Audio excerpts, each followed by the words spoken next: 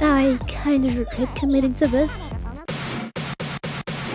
Before this video, I was only really talking to like a few people. For me at least, that feeling of nervousness never really left me in front of like crowds.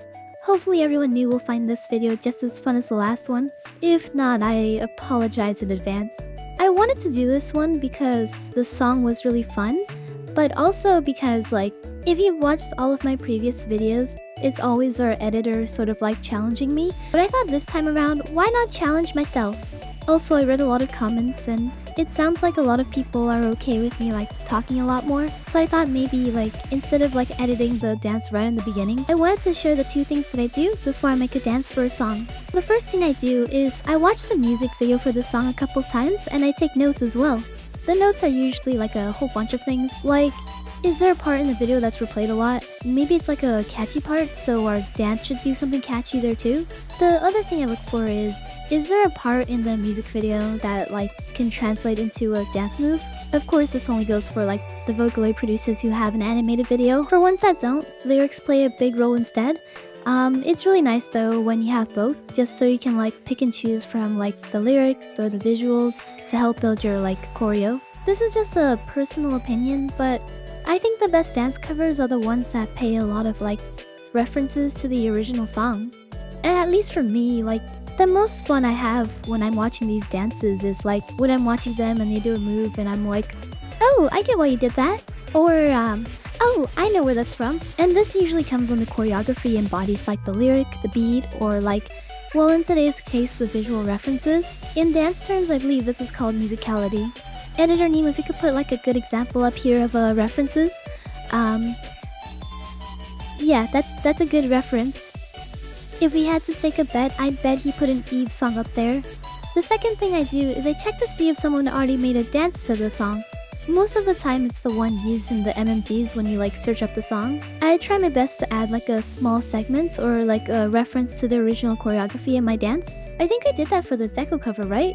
Like I took the catchy part and I made like a little reference to it. Anyway, it's been 2 weeks since Mimukauwa has been out, but I don't think that a dance has been made for it yet.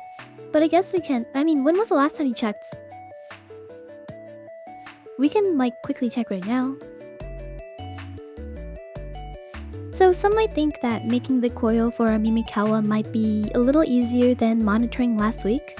Mostly because like the music video has a lot of material to work with. Like it has a lot of cute and catchy hand motions and a lot of different gestures. It makes it look like there's already a dance there, so you just need to like fill in the gap. But depending on the gestures, it can go from being a freebie to a limitation. What I mean by that is, if it's like an iconic part, you almost feel like you have to add the reference, or it just looks like you're dancing as opposed to like dancing for the song.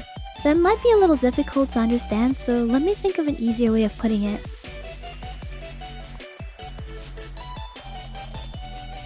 Say that your teacher asked you to write an essay, but it had to like include a whole bunch of like ideas and conditions. Compare this to if your teacher asked you to write an essay on one topic. That sounds a lot easier, right?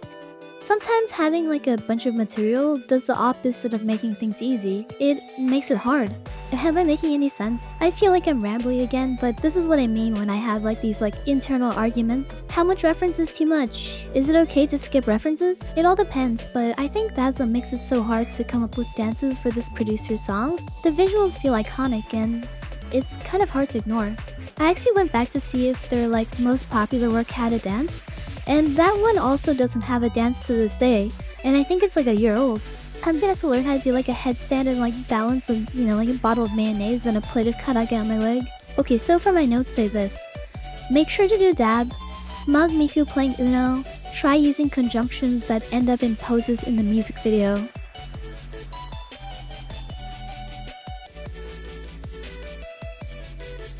I regret doing this.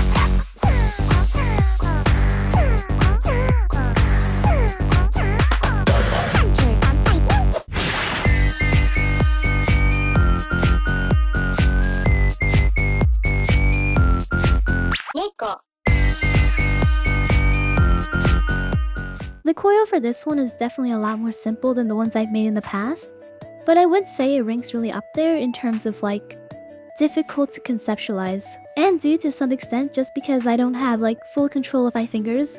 But yeah, it was really hard to make it look like a complete dance and like use a lot of the references from the video. I think that this song is something that's a lot more enjoyable with the visuals. Because of this, I thought the best way for the dance was to like fit in a lot of references. Was this the best decision? It's tough to say, but I'd love to see how like other people would come up with a dance for the song. Wait, that sounds like such a fun idea. Imagine we pick a song and people can like submit their choreos for it. Okay, this is totally going in the idea book. Speaking of idea book, I think we have like 20 requests to go through. I want to give a proper thank you, by the way, to everyone who like stopped by and like left a nice comment and really wants to support me. I appreciate it so much. Until next week, Yeotori입니다. Bye bye.